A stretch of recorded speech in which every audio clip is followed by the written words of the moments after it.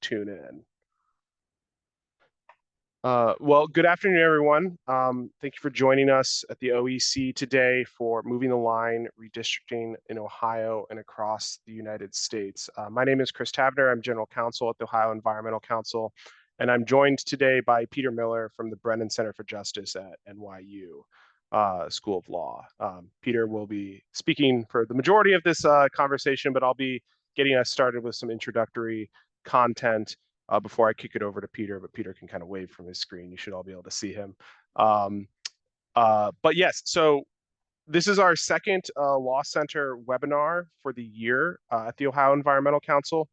Last May, we did a webinar on House Bill 15, the new energy policy that passed in Ohio and all its implications for energy policy in Ohio. And so this month, this quarter, we're doing a webinar on redistricting. If you are here for CLE credit as an attorney, please make sure that you participate in the survey polls that will occur throughout the webinar to ensure that we can track your participation. And then also we'll have a survey at the end for the final survey that we need to do to get you your CLE credit. But anyone who's attending, feel free to participate in the polls and participate in the survey as well. We appreciate your feedback too, not just the attorneys. For those of you who are maybe joining one of our webinars for the first time at the Ohio Environmental Council, we're pursuing a clean, healthy Ohio where our democracy empowers all communities to thrive in harmony with the environment.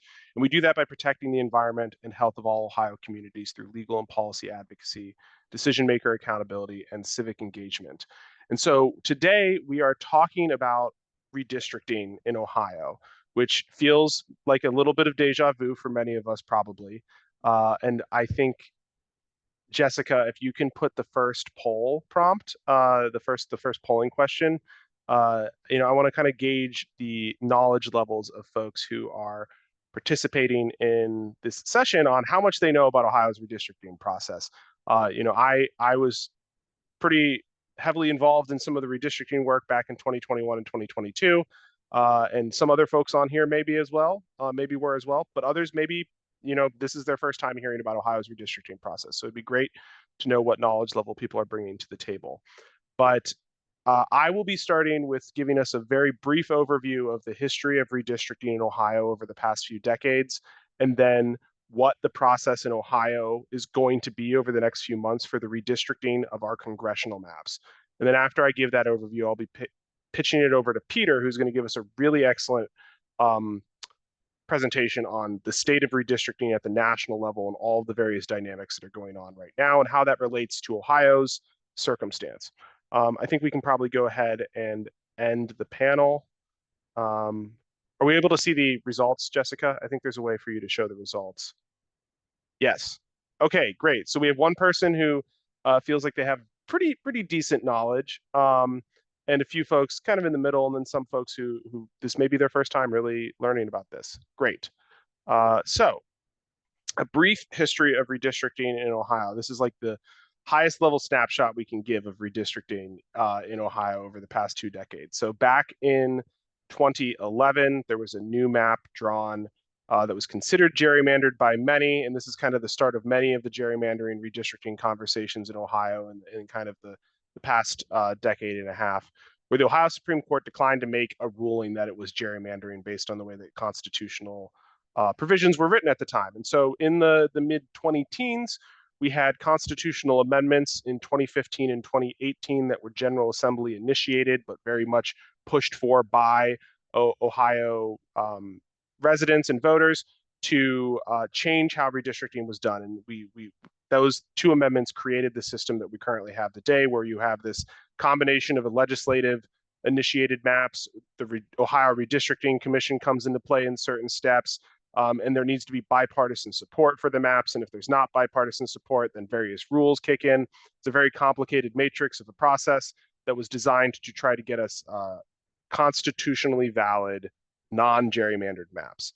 But then in 2021, as the process was tested for the first time, we saw the Ohio Redistricting Commission and the Ohio General Assembly create maps that were ultimately ruled unconstitutional by the Ohio Supreme Court and found to be gerrymandered by the Ohio Supreme Court in 2022. Then after those Supreme Court rulings, because of the procedures that played back and forth, bouncing the maps from the court to the legislature and the commission, gerrymandered maps that were found gerrymandered by the Ohio Supreme Court ultimately turned out to be the maps that we voted under in the 2022 election. And then when a new Ohio Supreme Court, a change in the justices and who the justices were, resulted in the Supreme Court dismissing the cases in 2023. After that, the Citizens Not Politicians ballot measure was proposed an independent redistricting commission in 2024, but that failed to pass on the November 2024 ballot. And so now we are here in 2025, where we have to create a new congressional map that is constitutionally required because the map that was passed in 2021 did not receive the requisite bipartisan support. And so that map that is passed this year will then be Ohio's congressional map through 2031. There's a complete timeline of Ohio's redistricting litigation fight with all of the steps if you want to learn more on the Brennan Center's website. It's really excellent. It focuses on the State House redistricting fight. If you want to learn more about the details. This is the super high level overview of the history over the past 15 years. There's a lot more to it, but we don't have the time to get into everything. So Ohio's constitution requires a few things for the new congressional map. There's essentially a legislative process that we must follow over the next few months. And if you are someone who wants to engage in this process, knowing these steps is really important so you don't miss the opportunity to engage.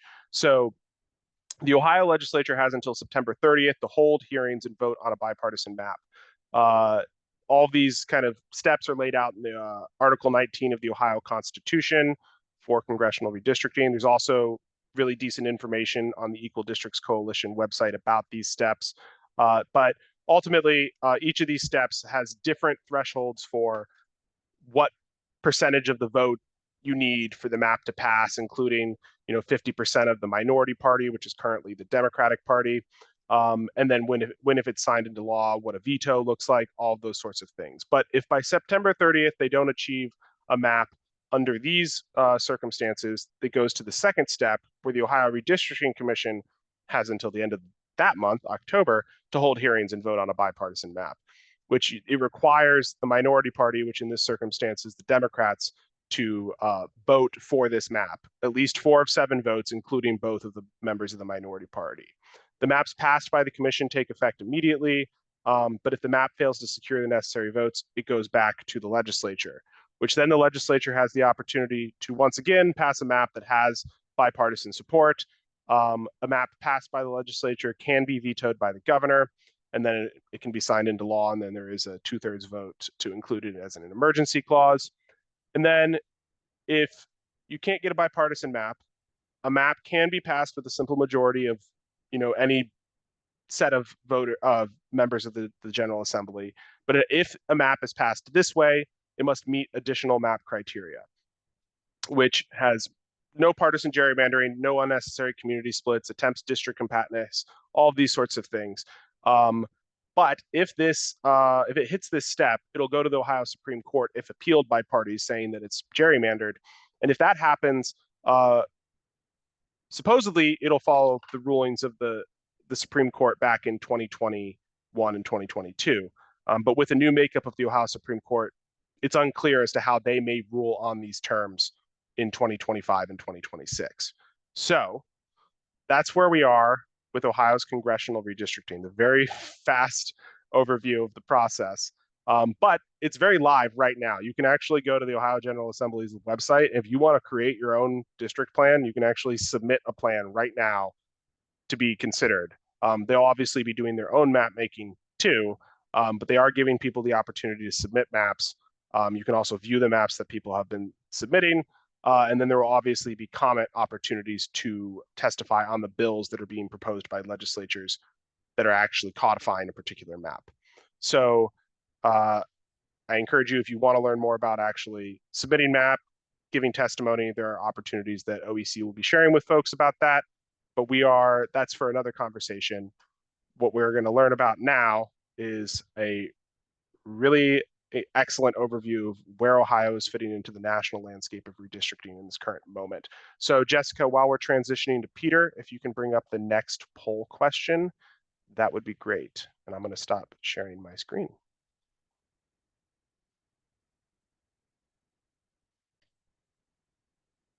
And this question is a little bit of a trick question for folks. I can't vote, but I'm curious if anyone knows the answer to this question. I did not say the answer in my slides.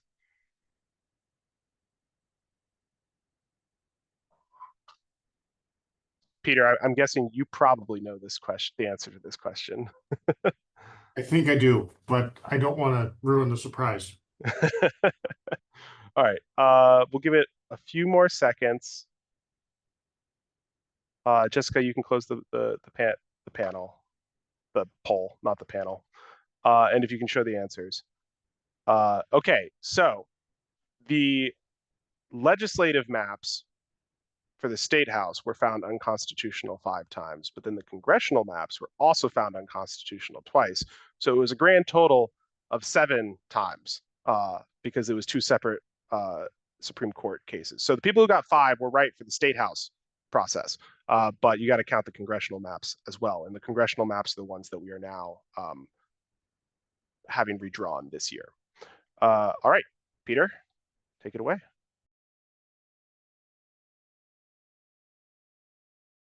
You're muted, Peter.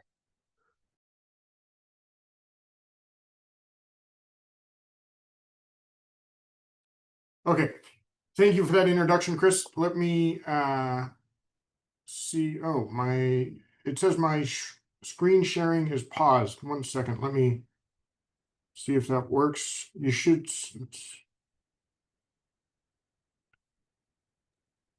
There we go. Yeah, we can see it. Perfect. Well, thanks for that introduction, Chris. It's a delight to join everybody this afternoon to chat a little bit about redistricting and give you a sense of the lay of the land across the country, and with some comments about Ohio. I'm a senior research fellow at the Brennan Center for Justice, and actually I work on redistricting as for most of my job. So now is a pretty busy time, but you know this is the world we live in. My plan is to give you just a brief introduction to the concept of redistricting, how it's changed over time, talk a little bit about a related case that may be helpful in terms of some of the social science behind redistricting by looking at racial gerrymandering in Alabama. Then I'll turn to partisan gerrymandering with a focus on past litigation in Ohio, some of the highlights from the cases that Chris had mentioned with the litigation over the state house maps in Ohio, and then turn prospective in the sense of looking at the redraw to come for the congressional map in Ohio later this year, and then some commentary on the future for reform in light of issue 1's defeat in last November. So you'll have to forgive me. I'm a student of the liberal arts colleges. So whenever I think of grand representational concepts like redistricting or democracy and that sort of stuff, we go back to the ancient Greeks.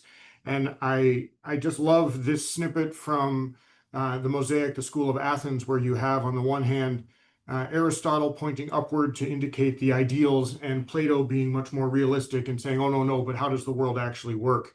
And I just like that dichotomy when we're talking about redistricting because of how things have changed over time, in the sense that the classical version of redistricting is to account for population shifts. And initially, this was a sort of laissez-faire, hands-off approach. States could redistrict when they wanted, if they wanted, sort of to curry the whims of whichever party was in power at the time.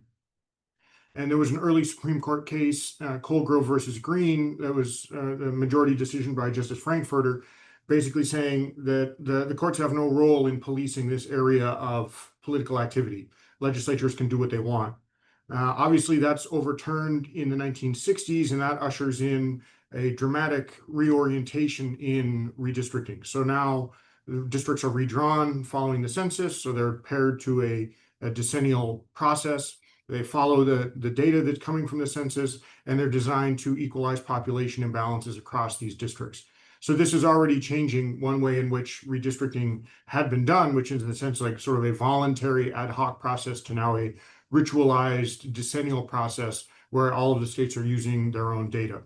the uniform set of data.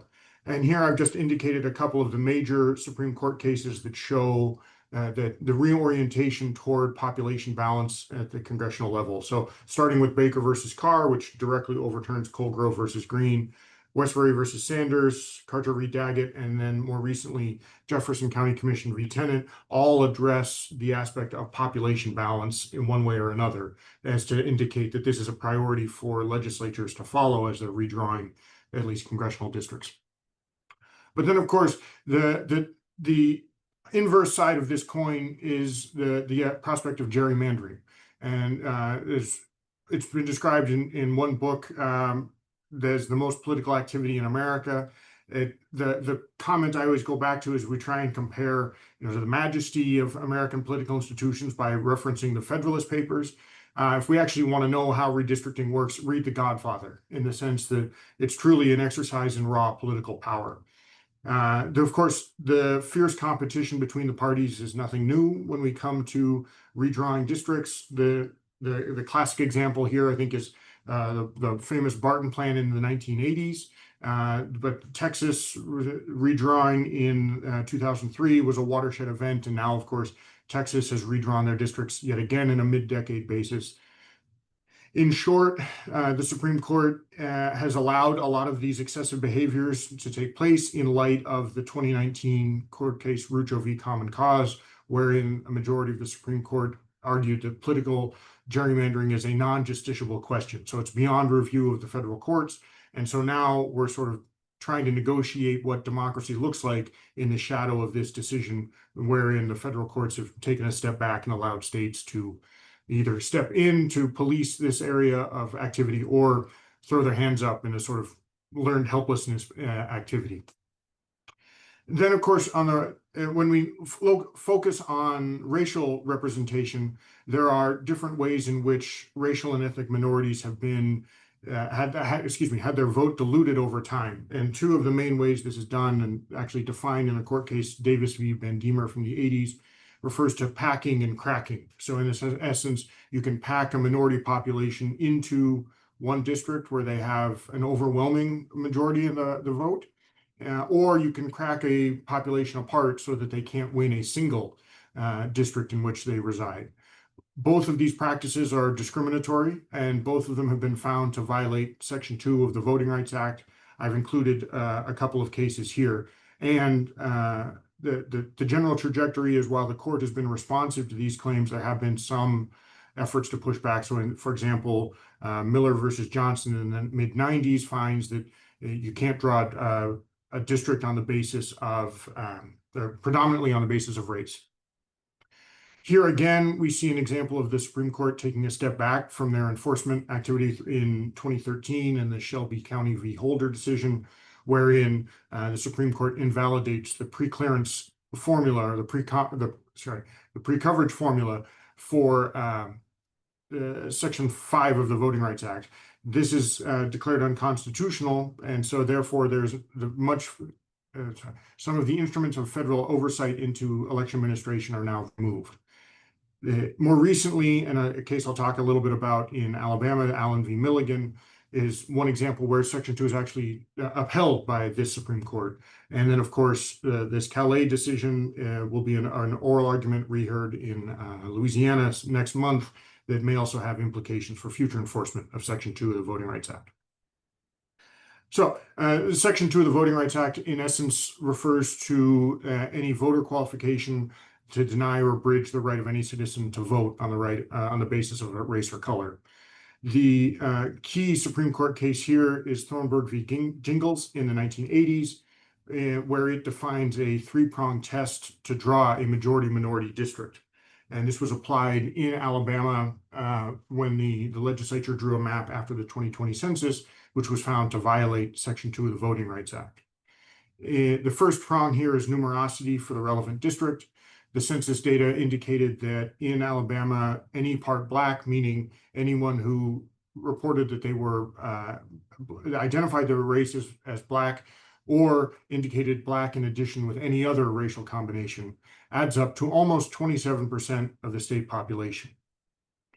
Then the other prong of the Jingles test refers to racially polarized voting. And in short, this means if the relevant minority population votes one way and the white majority population votes another way, you may imagine that the minority population will never win an election. So in essence, their vote is diluted if racially polarized voting is present. We already know that the numerosity test here has been met given the census data. So one question is voting in Alabama racially polarized? We have here the results of some analyses from a team based out of Yale showing that, yes, in fact, Alabama is the voting is highly racially polarized. In fact, at some of the highest rates in the country.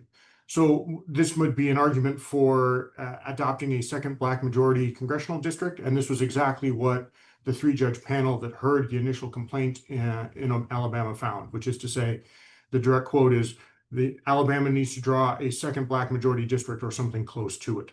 So let me walk you through a couple of the proposals that were on the agenda in Alabama.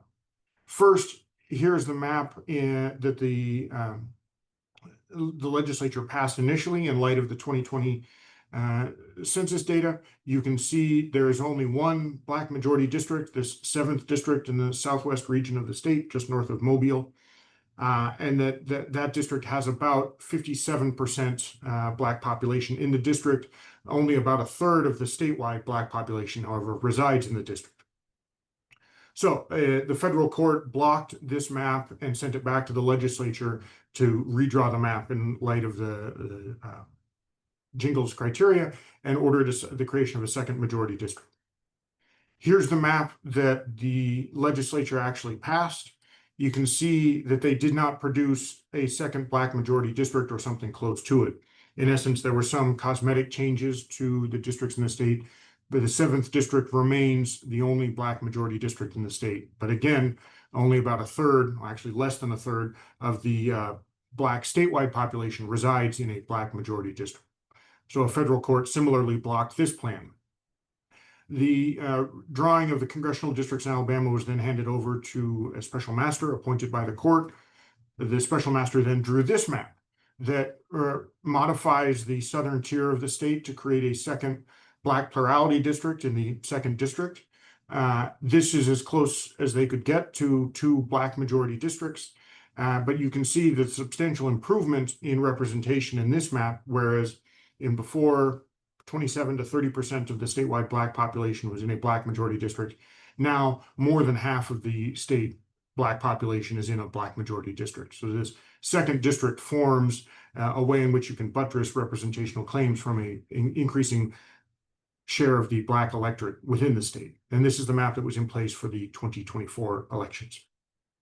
This is just one exercise in which you can show how different district configurations can meet different representational goals. But now let me just switch gears a bit and talk a little bit about partisan gerrymandering as a sort of complement to the racial gerrymandering aspect that's also been deployed in some places. The key question we're trying to answer when we're talking about partisan gerrymandering is how we can demonstrate if a given district map benefits one party over the other. And over time, there have been a variety of measures proposed in social science literature. These refer to concepts like partisan symmetry. Does a map, say, deliver the same seats on the same basis of votes to the parties? The efficiency gap, which may relate the votes from one party compared to another party.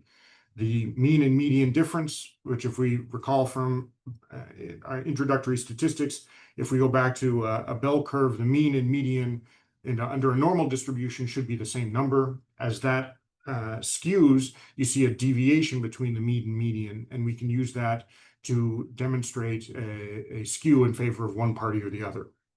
A more recent measure of partisan advantage is this declination measure, where you plot districts according to the votes that each party wins, and then actually measure the angle between the 2 clumps of districts based on the parties. The overview from how these measures have done in the courts is not very well. The US Supreme Court has struggled with these mathematical concepts. The efficiency gap is the thing that Chief Justice Roberts was referring to when he referred to sociological gobbledygook, for example. However, at least prior to Rucho, other federal courts were able to take these data from social science and apply them to a district map in order to make a finding about partisan gerrymandering. Since Rucho, now the federal courts are not an avenue for adjudicating these questions, but states courts have stepped in and have tried to explain or apply these measures to a given litigation point. One measure that has been proposed recently is the Freedom to Vote Act. And this is one way in which you could say measure if there is a bias in seats won by one party when we plug in statewide election results into a given plan. So in essence, we use an election that is not subject to redistricting to then learn something about how redistricting skews the representation in an election. Here I've included a snippet of the text of the Freedom to Vote Act. The short summary is if you plug in the previous two presidential and Senate elections, and that you can find an advantage of more than 7% of the districts in the state, you would then declare that a map is a partisan gerrymander. And according to the text of the Freedom to Vote Act, you can go back to a court and say, this map violates the Freedom to Vote Act and therefore should not be allowed to be used in an election. Well, in light of the 2020 census and in light of the data that has been accumulated since then, we've actually applied the Freedom to Vote Act test to every state now. And here's what this looks like. Obviously, there are some states that have at-large congressional districts, and there's not much we can do to refer to those. Those in this map, those are represented in this light blue color. If we're looking at the states that would trigger the Freedom to Vote Act presumption of partisan gerrymandering, we see 19 of the states would trigger the FTVA. And this doesn't mean that, say, all of these maps are definitively partisan gerrymanders, but you rather require the state to explain themselves and explain why they drew a map in such a manner. The other good news is that about 25 states would not trigger the partisan bias, and those are represented here in purple. But the key thing here is, of course, Ohio, as you see, is in the orange category, and the congressional maps in Ohio would violate the Freedom to Vote Act if it had been in place and enacted by Congress. So let me chat a little bit about partisan gerrymandering directly in Ohio.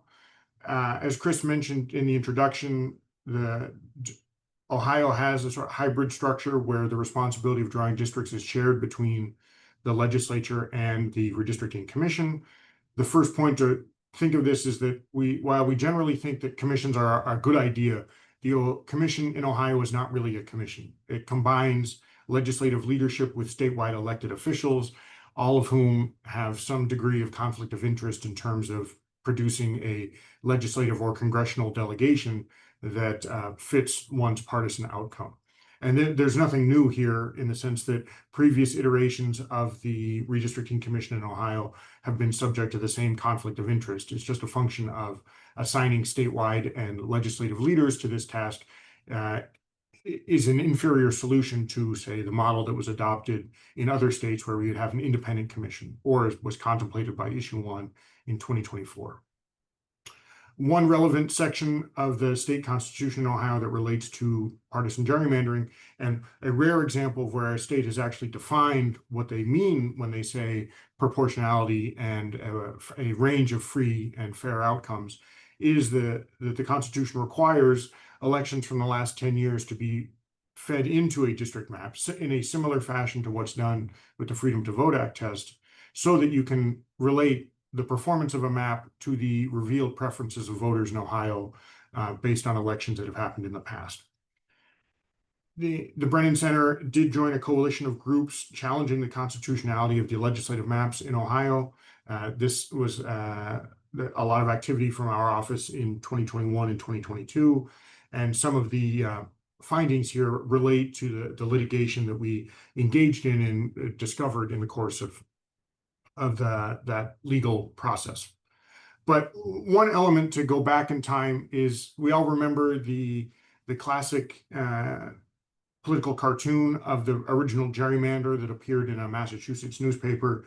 And there was actually something similar that was done in Ohio that I thought was historically relevant, in the sense that in the 1840s, there is the so-called Midwest menagerie, where disgruntled Whigs, here referring to the political party, got a hold of the district map that was being contemplated and created animal-like caricatures of some of these districts. And this is showing District 16 in that map, where you have a collection of counties in Ohio now resembling this sort of fantastical beast.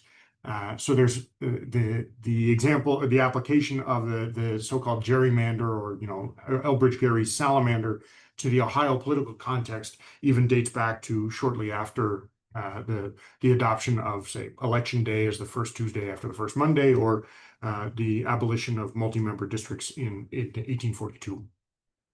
So in essence, there's nothing new about the existence of partisan gerrymandering, whether in Ohio or in other states.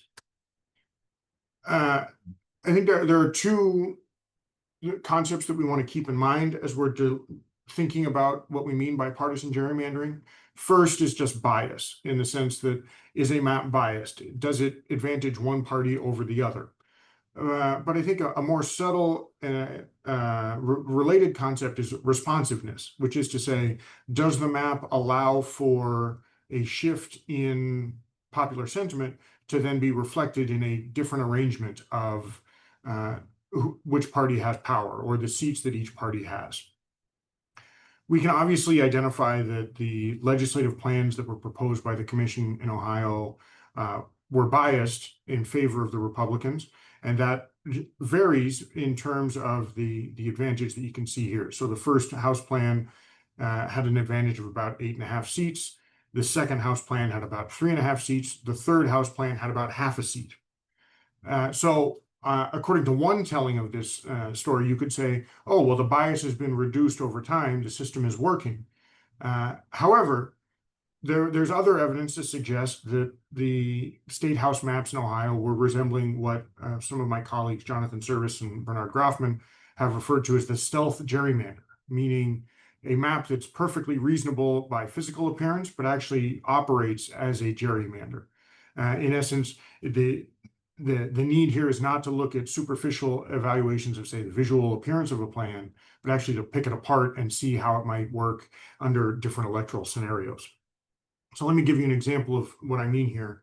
If we take the 99 state house districts in the third proposed plan from the commission and arrange them from most Democratic on the left to least Democratic on the right, you can also relate that by the share of the statewide vote that the Democratic candidates would need to win in order to win a given seat. And so here you can see this horizontal line reflects the decades worth, we had 6 years worth of elections data to suggest what the typical Democratic candidate would perform in a statewide election in Ohio. And then we relate that to these districts in the state house map. A couple of obvious elements to pay attention to is this plateau of districts between, say, about 25 and about 45% of the vote, where you have a clump of observations. And yet you don't see a corresponding plateau just above the point at which Democrats exceed their expected vote share. So let me zoom in on that aspect of the curve just to show a couple of observations about how the state house plan, this third proposed plan, was not responsive to the change in votes. So here we can see, if we focus only on the vote shares between 45 and 47% of the vote, you can see this sort of horizontal grouping of state house districts. And one point to bear in mind here is, if we take 46% as, say, the typical Democratic expected performance, there is a group of districts for whom, or for which, a small change in vote share would deliver those seats to a Republican winning candidate. However, we don't observe a corresponding group of districts on just above the 46% line. The implication being here, a subtle shift in vote shares will shift a number of Democratic seats to Republicans, but there isn't likely to be a corresponding shift in favor of Democrats if, say, the vote share shifts in favor of the Democratic candidates. This is one point that we tried to raise to the court's attention when we said that this map was not responsive. And in that regard, we were successful. So in rejecting the third maps adopted by the commission, the State Supreme Court of Ohio at the time found, and I'll quote just here, the remarkably one-sided distribution of toss-up districts is evidence of an intentionally biased map, and it leads to partisan asymmetry. Our expert, Dr. Michael Latner, opined that under likely election scenarios, the third plan performs worse than the second plan because it has a greater number of Democratic-leaning toss-up districts while containing no Republican-leaning toss-up districts.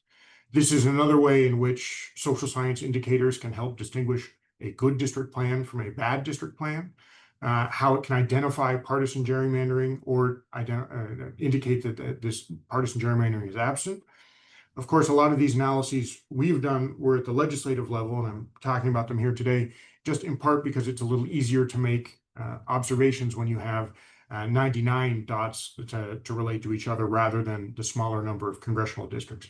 That being said, the similar type of analyses could be performed at the congressional level. It's just a question of fewer observations with larger districts. Let me now turn a little bit to prospectively to then discuss the process to redraw Ohio's congressional districts in 2025.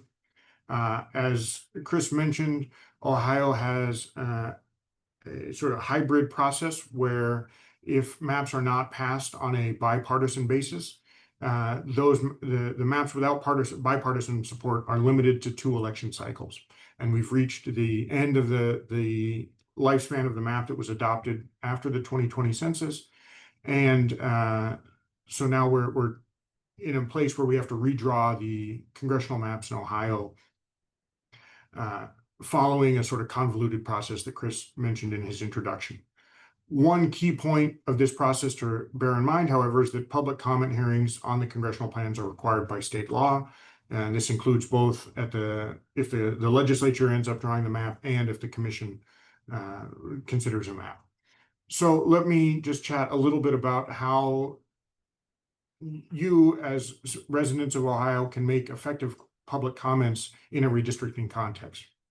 And here, and I don't mean to toot my own horn, but the benefit here is I can refer to my research without needing many notes, is that I spent some of the 2010 redistricting cycle traveling the country and attending public comment hearings on redistricting precisely to then see what makes an effective comment and how the public can meaningfully engage in this process.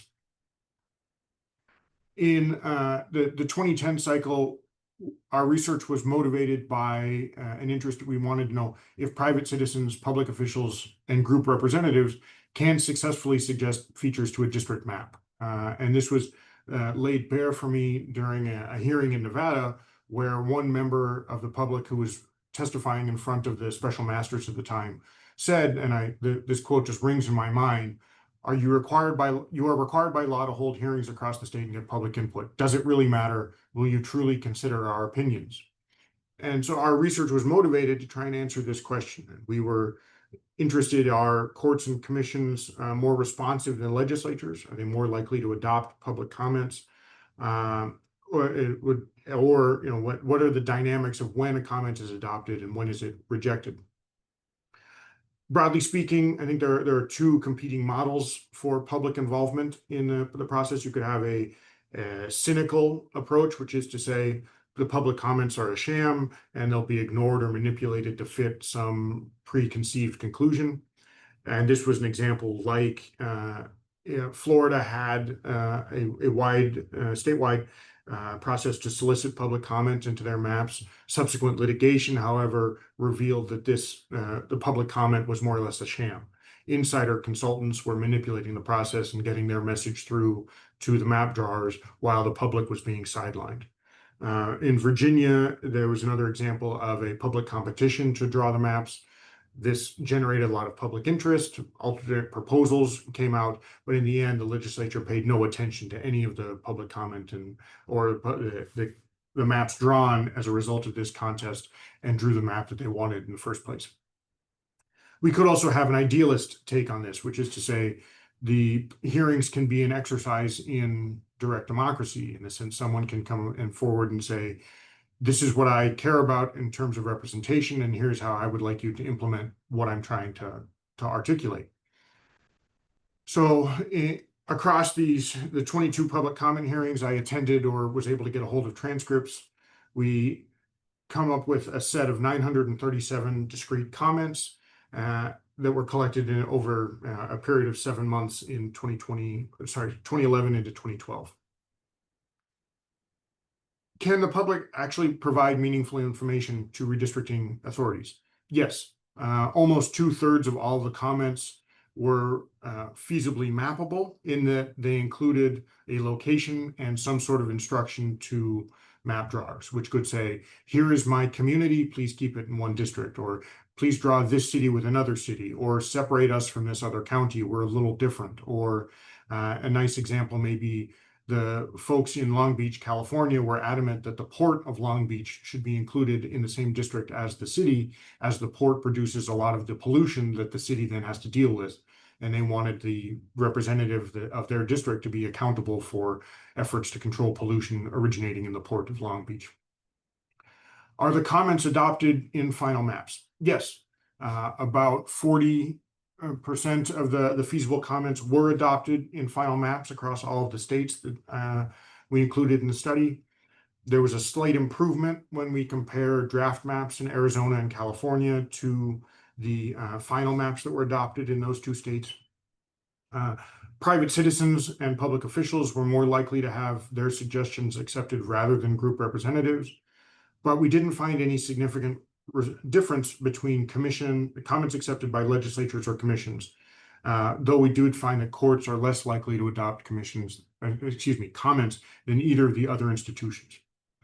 And public comments that dealt with a smaller area were more likely to be adopted than comments that were much more geographically wide-ranging. Let me give you an example. So here on the right, you can see the town of Pleasanton, California in green. And you can see that under the old maps in California that were in place during the 2000s, the city of Pleasanton was split between two congressional districts, District 13 and District 11.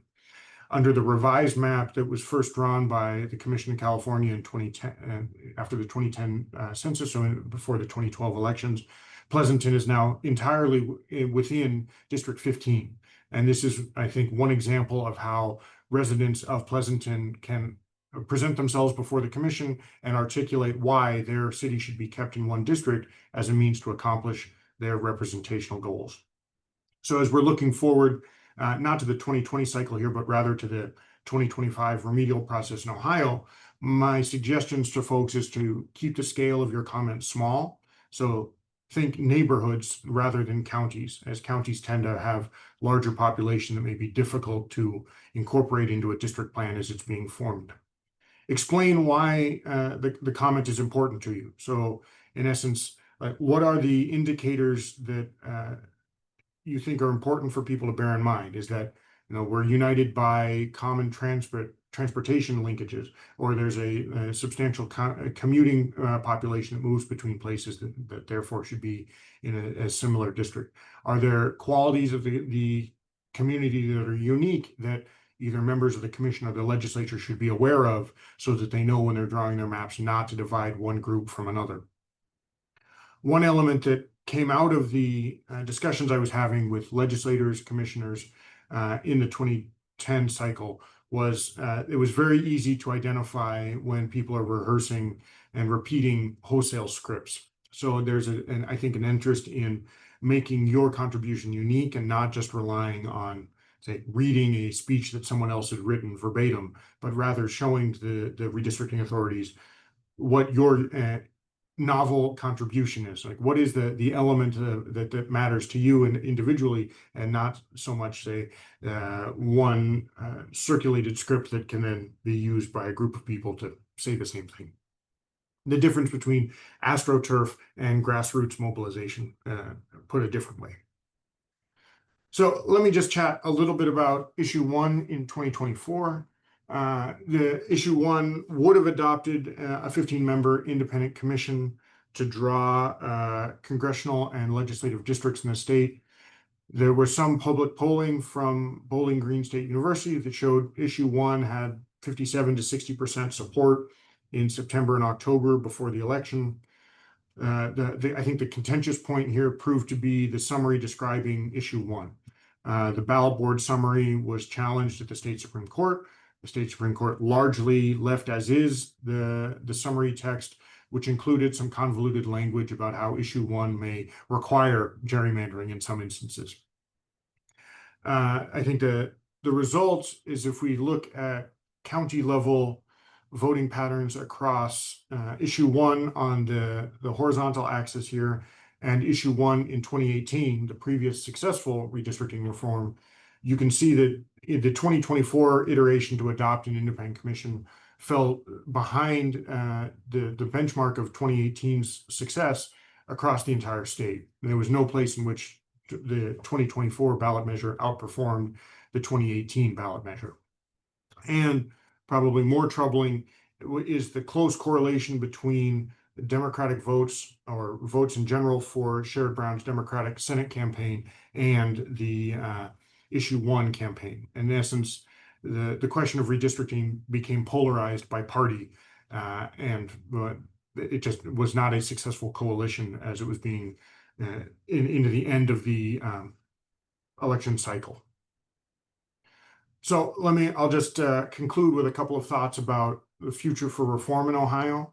And I think it may be instructive to look at an example like California, where the adoption of California's independent commission followed after a series of failed statewide ballot measure campaigns dating back to the 1980s. And to add insult to injury, the commission in California was established in 2008, and in 2010 there was a competing ballot measure to abolish the commission and return the power to redraw districts back to the legislature. And that was thankfully defeated. And now the commission in California is, I think, safe, at least depending on or contingent on what happens in November with another ballot measure to adopt a remedial congressional map in California. It may be helpful to bear in mind the saga of what's going on with Proposition 4 in Utah. Proposition 4 was passed in 2018 to create a redistricting commission in the state. This proposition was then amended and edited by the legislature, and the legislature then proceeded to draw their own map in the absence of consultation with the redistricting commission. Both of those efforts have since and just recently been declared unconstitutional by courts in Utah, and now the legislature in Utah is also involved in a remedial process to redraw their map, which was found to violate both questions of partisan gerrymandering, but also the importance of citizen-led initiatives in the state. The Ohio experience was obviously a failed effort in November of last year, but there were previous failed efforts back to the 1980s. Similarly, in the trajectory of California.